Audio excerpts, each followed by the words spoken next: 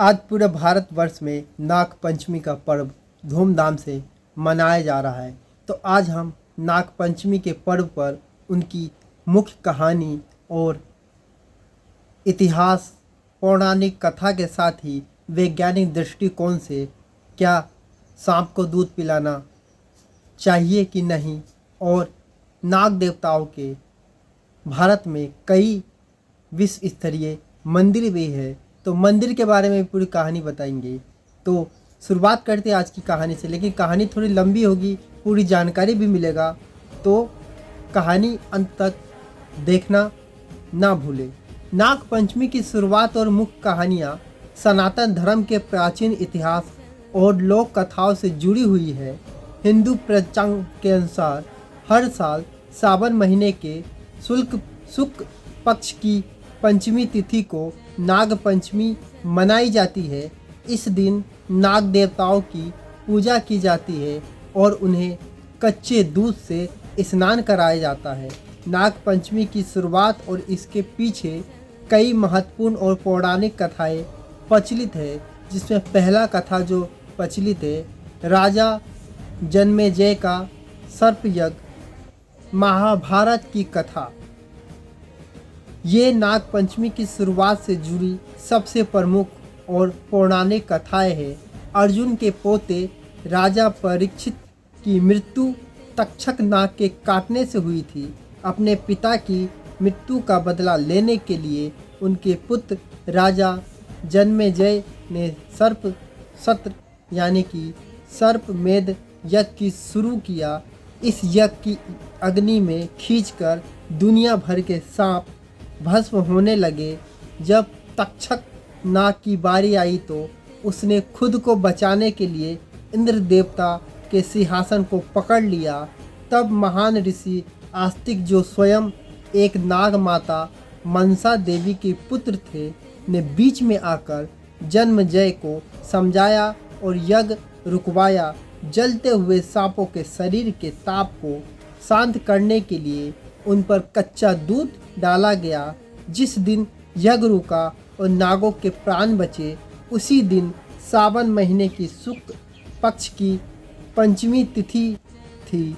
तभी से नागों की पूजा करने और उन्हें दूध से स्नान कराने की परंपरा की शुरुआत हुई थी। वहीं दूसरी पौराणिक कथाओं के अनुसार भगवान श्री कृष्ण की बाल लीलाओं, इसमें भी इस त्यौहार का गहरा नाता है।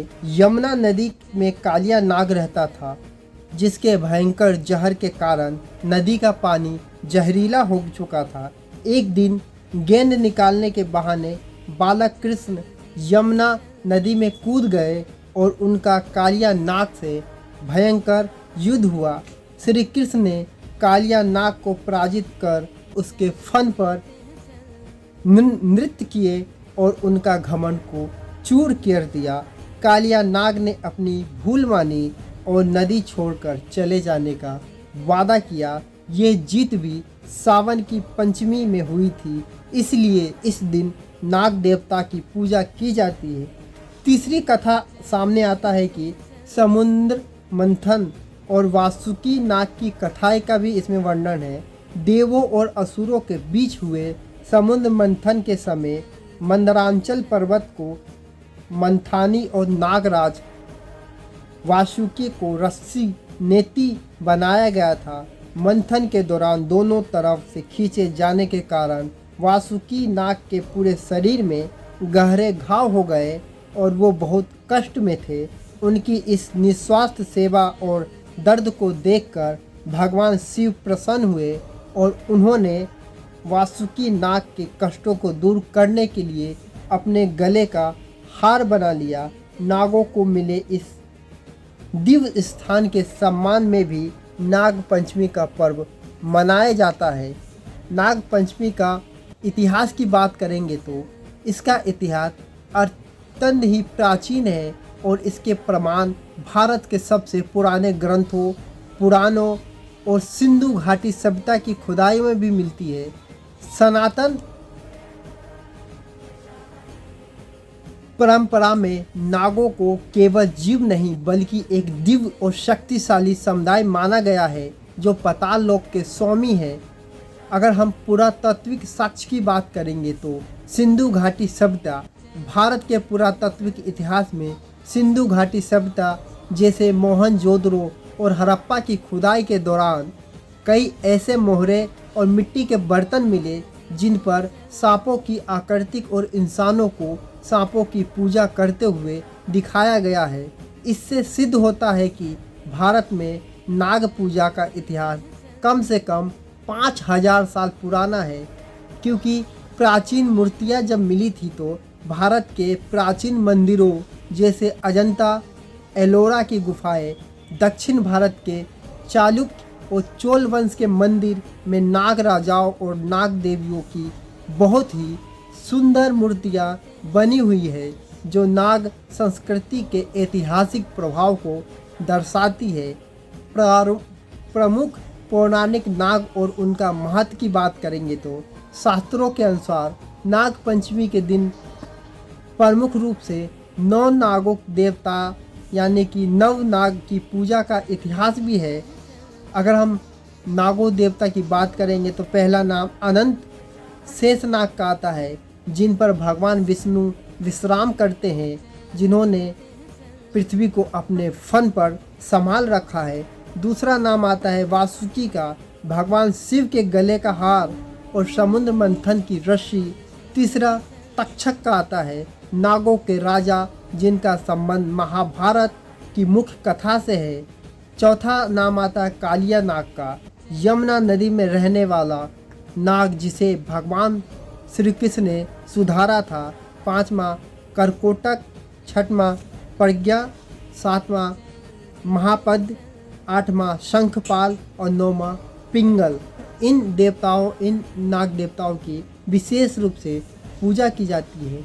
भारत में नाग पूजा और नाग मंदिरों की बात करेंगे तो इसका इतिहास अत्यंत समृद्धि और रहस्यों से भरा हुआ है। देश के कोने कोने में सदियों पुराने ऐसे प्राचीन मंदिर स्थित है जहां नाग देवताओं की विशेष रूप से पूजा की जाती है। इन मंदिरों का इतिहास पौराणिक काल, राजा महाराजा और रहस्यमयी कथाओं से जुड़ा हुआ है। तो पहला मंदिर की अगर हम बात करेंगे तो ये है मन्ना शाला श्री नागराज मंदिर, जो कि केरल में स्थित है। सबसे बड़ा नाग तीर्थ स्थल भी है। ये भारत ही नहीं विश्व का सबसे विशाल और प्रसिद्ध नाग मंदिर है। इतिहास और अगर पौराणिक कथा की बात करेंगे तो ये मान्यताओं के अनुसार भगवान परशुराम ने जब समुद्र से केरल की भूमि का निर्माण किया तो वहाँ की मिट्टी अत्यधिक लवणीय यानी कि साल्ट यानी खारी और बंजर थी। भूमि को उपजाऊ और रहने योग्य बनाने के लिए भगवान परशुराम ने नागराज वास्तु की कठोर तपस्या की। नागराज ने प्रसन्न होकर इस स्थान को आशीर्वाद दिया। ये मंदिर हरिपद के घने जंगलों के बीच स्थित है। अगर हम इसकी विशेषता की बात करेंगे तो इस मंदिर परिसर और उसके रास्ते पर सांपों की 1 लाख से अधिक मूर्तियां स्थापित है। इसकी अगर परंपरा की बात करेंगे तो इस मंदिर की मुख्य पुजारी कोई पुरुष नहीं बल्कि एक ब्राह्मण महिला होती है, जिन्हें भक्त मन्नार साला अम्मा कहते हैं। यहाँ संतान प्राप्ति के लिए उर्वी कम जल्द कांस्य के बर्तन को उल्टा रखने की विशेष प्रथा है। अगर हम दूसरे नंबर की बात करेंगे तो दूसरे नंबर पे उज्जैन मध्य प्रदेश में स्थित नाग चंदेश्वर मंदिर का नाम आता है। सालों में केवल एक ही दिन खुलता है। ये मंदिर वास्तुकला और धार्मिक इतिहास का एक अद्भुत चमत्कार है। इतिहास और निर्माण की बात करेंगे तो ये मंदिर उज्जैन के विश्व प्रसिद्ध महाकालेश्वर मंदिर परिसर में की 3री मंजिल पर स्थित है। इतिहास के अनुसार 11वीं शताब्दी लगभग 1050 ईस्वी में परमार राजा भोज ने इस मंदिर का निर्माण कराया था। बाद में सिंधिया राजवंश के महाराजा रणजीत सिंधिया ने इसका जीर्णोद्धार करवाया था। अगर हम पौराणिक मान्यता की बात करेंगे तो मान्यता है कि सर्पराज तक्षक ने यहीं पर शिव जी की घोर तपस्या की थी और भोलेनाथ के सानिध्य में रहने का वरदान पाया था। परंपरा की बात करेंगे तो ये दुनिया का एकमात्र ऐसा मंदिर है जो साल में केवल एक बार यानी कि नाग पंचमी के 24 घंटे पहले खुलते हैं और यहाँ भगवान शिव और माता पार्वती की एक अत्यंत दुर्लभ मूर्ति है जिससे वो एक विशाल शेषनाग के फन पर विराजमान है। तीसरी मंदिर की बात करेंगे तो ये कर्नाटक में पड़ता है। कुन्ने सुबनाय मंदिर यहाँ सर्प दोष निवारण का मुख्य केंद्र भी है। इतिहास और महत्व की बात करेंगे तो कर्नाटक के दक्षिण कन्नड़ जिले में स्थित ये मंदिर ऐतिहासिक रूप से नागराज वासुकी और भगवान कार्तिकेय सुब्रायम से जुड़ा हुआ है। कथाओं के अनुसार जब गरुड़ देव सभी सर्पों का विनाश कर रहे थे तब नागराज वासुकी ने इस स्थान पर स्थित बिल्व गुफा में शरण ली थी। धार्मिक मान्यता की बात करेंगे तो भगवान सुब्रह्म ने यहाँ प्रकट होकर वासुकी नाग को गरुड़ से सुरक्षा का अभिदान दिया था और कहा था कि जो भी उनकी पूजा करेगा वो नागराज का आशीर्वाद भी पाएगा। यहाँ वृत्त दोष और काल सर्प दोष निवारण के लिए सर्प संस्कार नामक विशेष ऐतिहासिक अनुष्ठान का आयोजन भी कराया जाता है। अगर चौथे नंबर की बात करेंगे तो ये प्रयागराज उत्तर प्रदेश में पड़ता है। नाग वासुकी मंदिर जो कि प्रयागराज उत्तर प्रदेश में है, गंगा तट पर स्थित प्राचीन मठ। इतिहास और पौराणिक कथाओं के अनुसार प्रयागराज में गंगा नदी के तट पर स्थित ये मंदिर पद्म पुराण और अन्य ग्रंथों में वर्णित है। समुद्र मंथन के पश्चात जब नागराज वासुकी बहुत थक गए और उनके शरीर में घाव हो गए तो उन्होंने विश्राम और शांति के लिए प्रयाग की इस पावन भूमि को चुना था। अगर महत्व की बात करेंगे तो नाग पंचमी के दिन यहाँ बहुत बड़ा मेला लगता है। ऐसा मान्यता है कि इस मंदिर के दर्शन मात्र से ही नाग दोषों से मुक्ति मिल जाती है। अगर पांचवा मंदिर की बात करेंगे तो ये गुजरात में भुज में पड़ता है। भुजंग नाग मंदिर जो कि गुजरात के भुज में है और इसका ऐतिहासिक किले की गाथा इतिहास काफ़ी पुरानी है। गुजरात के कच्छ जिले में स्थित भुजिया किले के ऊपर ये ऐतिहासिक मंदिर बना हुआ है। इतिहास के अनुसार ये मंदिर नागा कबीले के अंतिम शासक और महान योद्धा भुजंग नाग की स्मृति में बनाया गया था। इन्हीं के नाम पर इस शहर का नाम भी भुज पड़ गया। अगर हम परंपरा की बात करेंगे तो सदियों से यहाँ नाग पंचमी के दिन बड़ा उत्सव और मेला का आयोजन किया जाता है। यहाँ कच्छ के राजवंश और स्थानीय लोग नाग देवता को दूध और नैवेद्य अर्पित करते हैं। छठवां मंदिर की बात करेंगे तो तिरुनागेश्वरम नागानाथ स्वामी मंदिर जो कि तमिलनाडु में पड़ता है। राहु देव का नाग रूप का इतिहास भी जुड़ा हुआ है। चोल काल में बना ये भव्य मंदिर भगवान शिव और राहु देव को समर्पित है। यहाँ राहु देव को मानव शरीर के बजाय एक सर्प के रूप में दर्शाया गया है। चमत्कारिक इतिहास की बात करेंगे तो इस मंदिर का सबसे बड़ा रहस्य यह है कि जब राहु काल के दौरान दूध से राहु देव का अभिषेक किया जाता है तो मूर्ति पर गिरते ही दूध का रंग बदलकर हल्का नीला हो जाता है और मूर्ति से नीचे गिरते ही दूध का रंग वापस सफ़ेद हो जाता है। अगर सातवें नंबर की बात करेंगे तो नागाद्वार स्वामी मंदिर जो कि मध्य प्रदेश के पचमढ़ी में पढ़ते हैं। गुफाओं का कठिन मार्ग है ये, इतिहास इसका काफ़ी पुराना है। सतपुरा के घने जंगलों और बाघ अभयारण्य के बीच गुफाओं में स्थित ये मंदिर लगभग 100 वर्षों से अधिक से भक्तों को आकर्षण का केंद्र बना हुआ है। अगर हम परंपरा की बात करेंगे तो सुरक्षा कारणों से ये मंदिर साल में केवल सावन के महीने के 10 दिनों के लिए ही खोला जाता है।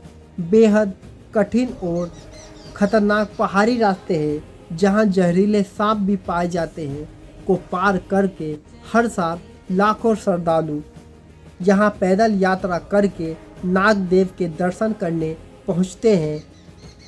नाग पंचमी को केवल धार्मिक चश्मे से ही नहीं बल्कि विज्ञान, पर्यावरण और जीव विज्ञान के नज़रिए से भी देखा जाता है। तो हम अब वैज्ञानिक रूप से नाग पंचमी पर्व के बारे में बताने वाले हैं, क्योंकि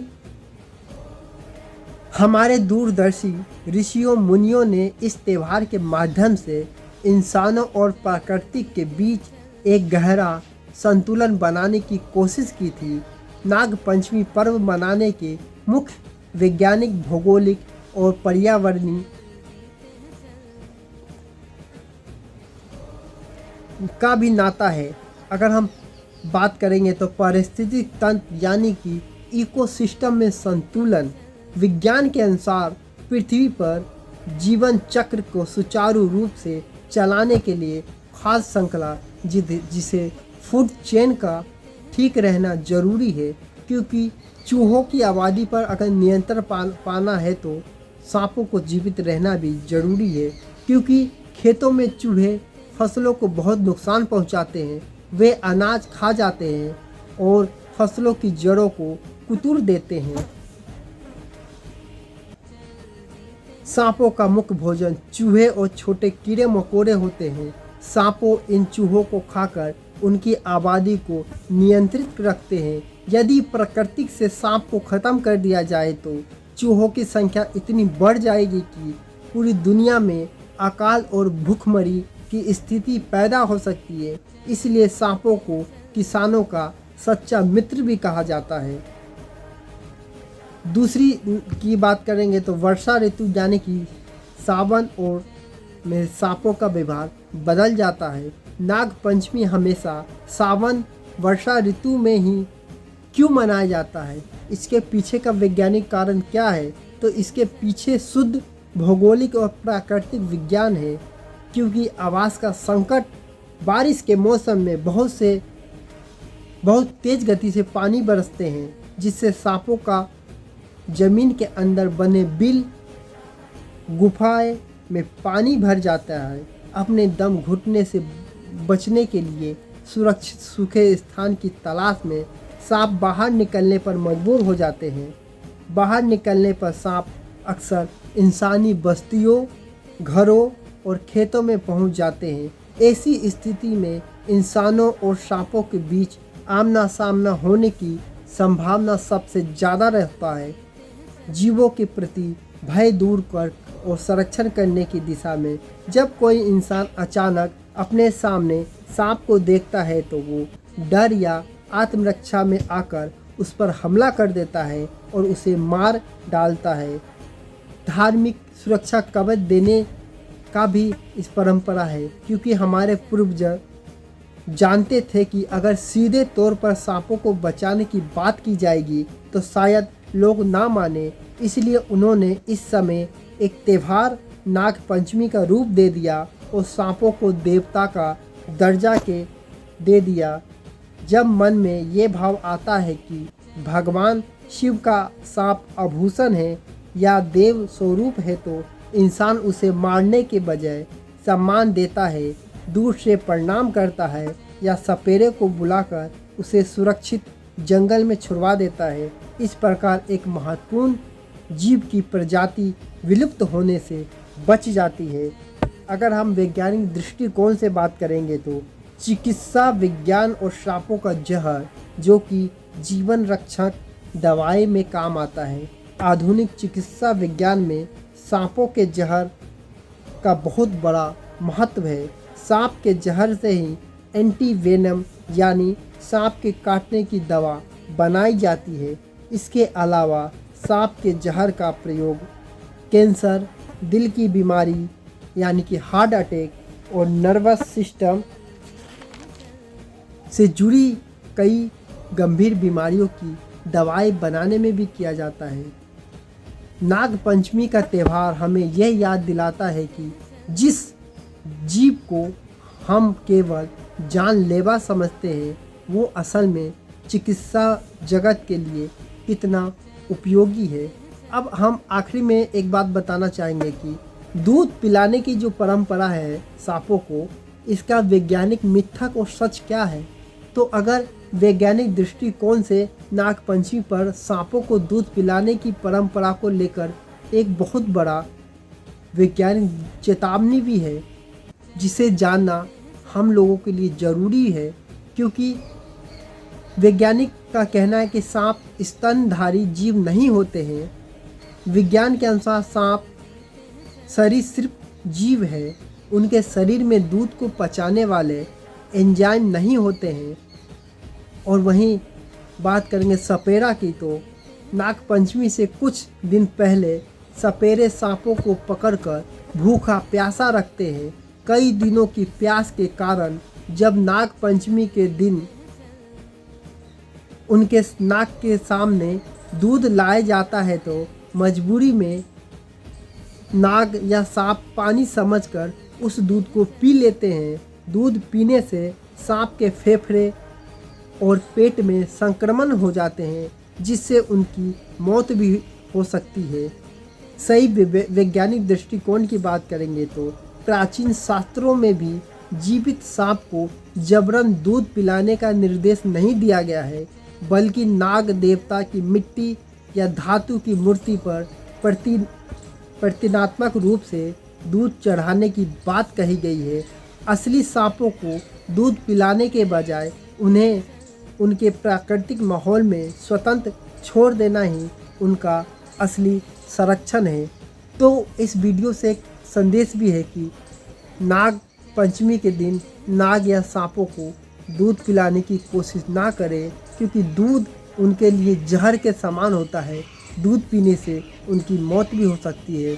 तो इस वीडियो को शेयर करें और जागरूकता फैलाएं, क्योंकि सांप को दूध पिलाना उनके लिए घातक हो सकता है। वैज्ञानिक दृष्टिकोण से अगर बात करेंगे तो